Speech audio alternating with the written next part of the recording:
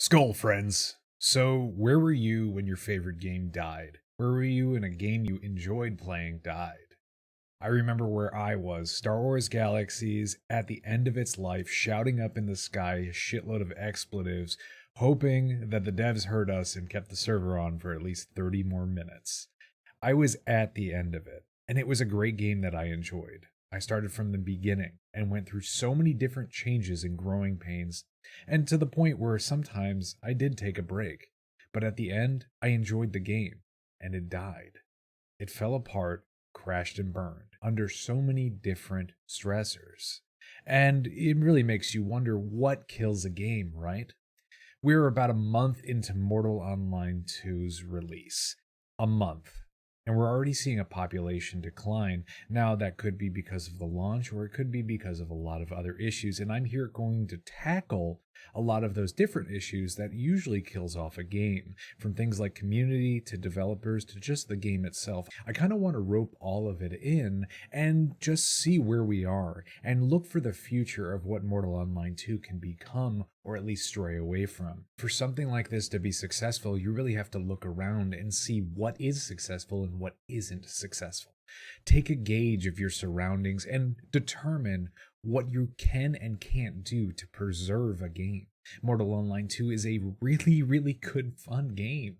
I'm enjoying every aspect of it. I really am. I have fun, fighting. I have fun crafting. I have fun just being social. I mean, hell, I formed a cult around a box spanning between all the servers from main to alt 3 or alt 4 or whatever. And it was really fun to do, but that was a whole social aspect that made me really enjoy the game. And it just reminded me of all the different types of people that play on the internet. Now, don't get me wrong here, guys. This is a hot take, right?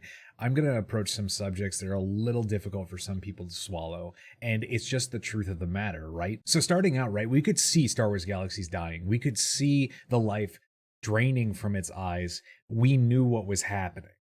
All right. There were a lot of sweeping changes that went through the game, right? They went from a really complex mechanic system of combat, crafting, and everything else in between, and they scrapped it for a more modern approach, similar to World of Warcraft, where it turned it into a button pressing theme park MMO. So they took that sandbox MMO and then they just scrapped everything and changed it. They lost a huge amount of their player base. And by that point, they knew they were struggling. SOE made a bad decision. They shed so many players to the point where they closed servers. That's where you knew things were becoming difficult for them. Now, SOE is a big company, or at least was a big company. They had PlanetSide, they had EverQuest, they had basically everything under their belt. And then they were competing with World of Warcraft. And as they continued down through their lifespan, they added things like trading card systems, where you could buy cards in game, play these cards with other people, and also get exclusive in game items by spending real world money. This was also a subscription based game, so not only were they proving that they were hurting for money, they were struggling. Now, if we look at Mortal Online 2, right, it has a subscription. Now, a lot of people are like, what the fuck, a subscription? Really? 2022? Are we really paying monthly for a game? Like, who does that? And I can understand that, right? Like, I just, it's hard for me. It's not feasible in my head to be able to pay for something monthly like that when it's a game like this. And I wonder sometimes, right? Is it a good investment to be able to put this monthly down? Plus, you have to put the initial price down, $40. That's a big ticket item, right? It's not $15. But from that big ticket item, you expect some sort of quality out of the game, right? So we knew SOE was hurting in SWG. And once they hit the end, it was it. That was it. But then you had BioWare, right? BioWare was coming from another front with Star Wars The Old Republic, the MMO that was supposedly going to change the market. It was going to change everything. It was going to be new. And unfortunately, SOE took that as a threat. That was also external pressure on their backs, stressing them to the point where they closed their game. There was a lot of stressors, a lot of external influence, as well as internal influence. Developer errors, developers additions that we can add on to errors right there. There's the community shedding players like crazy, going to new games, and then the other external influence of other games coming out that are proving to be more and more of an intuitive push towards new and exciting, breath of fresh air kind of games. You also had Lord of the Rings Online and WoW competing with Star Wars Galaxies at this point. DDO came out as well. And all those games changed the dynamic of what Star Wars Galaxies was. Now we fast forward to modern times, right? And we don't really have that many MMOs that are super successful, right? New World went through such a shitty launch and they're kind of shedding players now and the hype is dead. You had various other MMOs that came out, either ports from Japanese MMOs or different types of Korean MMOs that came out that really don't hold any water. And today I really can't think of any MMOs that were successful for a very long time. And that might be because of my ignorance or lack of research, but the only thing I can really think of are all the failures. Now, something common I'm seeing in Mortal Online 2 is the community, and this is the biggest thing I have to hit on. And a lot of people are going to push back. They're going to have a lot of resistance about what I'm about to say, but your game is not the most welcoming to new players. When you have a subscription base, you need those subscriptions to continue paying for the developers to push out new content, exciting content, and a breath of fresh air in the MMO community. Look at Mortal Online 1 and you'll definitely see that the community was suffering, sitting around the same exact players, fighting the same exact people. We saw in the alpha where we had about 1,000 people who were fighting the same exact people. There was no new bodies coming in. So when a community is the most hostile, toxic thing I've ever seen, with constant griefing, PKing into the ground and spawn camping, it really is an issue. It really shows that you have no care for the community and its future, and the only thing you care about is running the game into the ground. A lot of people will fight back and say, well, if they're going to leave because I PK'd them, then they didn't need to be playing the game at all. But you have to understand that there's a different dynamic here, right? You have a hardcore open world PvP full loot environment, but you also have people who want to be PvE RP players, people who want to be merchants only and do their crafting and explore the crafting aspect of the game. But instead, you're torturing those players. As the PKers, you are torturing those players and pushing them into the ground to the point where they quit. There is no other option for them other than to leave or join another guild, a larger one, and be assimilated. There is no room for individuality. There's no room for interesting new dynamics of guilds coming out. But instead, you have groups of people who are hell-bent on pushing the, quote, noobs and pussies out of the game because they want to keep their game as hardcore as possible. The thing I wonder is, don't you care about your community? Right? Don't you care about how people think and how people react to what you're doing? I can understand that there's a healthy balance of PvP, ARPKs, and RPKs going at each other, and that's normal. But once you target the smaller people just to stamp them into the ground because it's funny to you, that's where there's a problem. When your community is mostly spouting the N-word and a lot of other gamer words over the mic, that's a problem. It no longer becomes a welcoming community to players, and people will shun the game. See half of the Steam reviews that are going on there. The community is extremely toxic, and people don't like it. Yes, a lot of the reviews are also because of the launch. The launch was completely shitty. But at the end of the day, right, we got to really assess whether or not we have a welcoming community. Otherwise, we're going to turn into a whole bunch of veterans who play the game and just don't care about new people coming. It's going to be the same 108 people playing with 3 different alts. That's it. There's nothing new. And when it comes down to it, right, you have these new players coming in and making a subscription. They're paying money to StarVault, and all you're doing is just shunning them away. You're not going to get new content. You're not going to get new continents. You're not going to get new mechanics. You're not going to get anything new from this company because they survive solely off of the purchase and financial flow. So that's one big piece right there that I know can definitely be detrimental to a game. It's its community.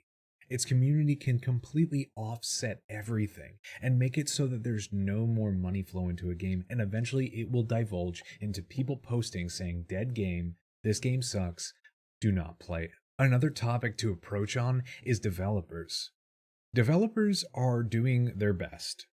I'm going to put quotes around that and re-say it again. Developers are doing their best. These guys are not that experienced. You can tell because they make the players mostly test out all their features, right? There is no QC. There's nothing about that in the game. The players test it, and that's it. You can fall very far if you start releasing content that is not fully tested out, i.e., Star Citizen, and you will begin to shed players like mad. Just because Star Citizen has a huge price tag does not mean that it is super successful. It is still struggling under lawsuits, allegations, as well as a very volatile community. That is another example of different things that can happen. If you have also developers that do not have proper game masters in the game policing certain things like hacking, backdoors, exploits, various different social issues, you will have an unsuccessful game and your population will die. This isn't supposed to be some naysayer thing. This is supposed to be the truth of the matter. If anyone can say I successfully see Mortal Online 2 going forward as one of the most successful MMOs in its current state, really needs a reality check. And that's what this is a reality check. And with the comments about finances and finances properly getting to Star Vault and then properly pushing out mechanics and new things, you're not going to get a new flow of stuff. There's nothing going to be fresh and new, but instead you're going to have the same old features and nothing is going to change. Look at games like Starbase, which came out strong, 10k players, and dropped to almost 100. It dropped to 100 because of developers not hitting their deadlines. It dropped to 100 because of the community and its toxicity. It dropped to 100 because no one had any faith anymore in the company Frozenbyte, as well as the game itself. It turned into a cesspool of veterans who played in the alpha, who all they do is shit talk and torture other people. You need to make room for people in this game. I love PvPing, that's me, but there's other people in the game that exist, PvEers, RPers. You need to give them the resources to be able to succeed. For example, the murder count and a lot of other criminal actions need to be pushed a little harder into the shoulders of those who are doing it. You need to be able to punish them properly. But instead, we have people who are killing people outside the towns and strutting right back inside.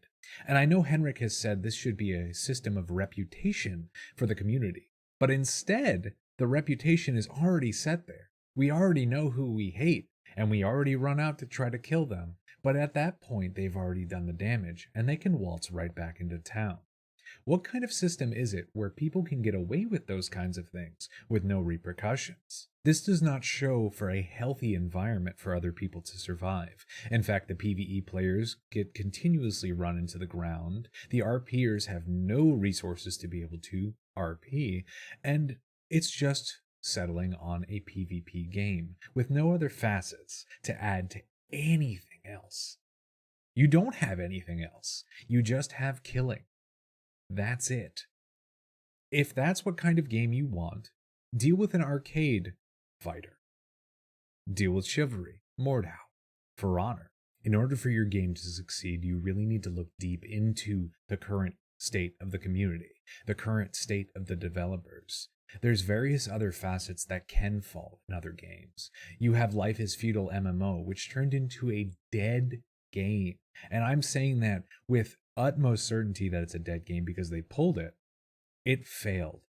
Its entire environment was nothing but homes and dead area. There was no wildlife. There was no anything else other than a shitload of homes and then just barren wasteland. That is what Mortal Online 2 is going to turn out to be, is going to be a dead wasteland. Unless we do certain things and take certain steps in order to preserve what we want and begin to make it flourish. We have to water the plant before it grows. Otherwise, stamping it into the ground is only going to bring us death. That's it.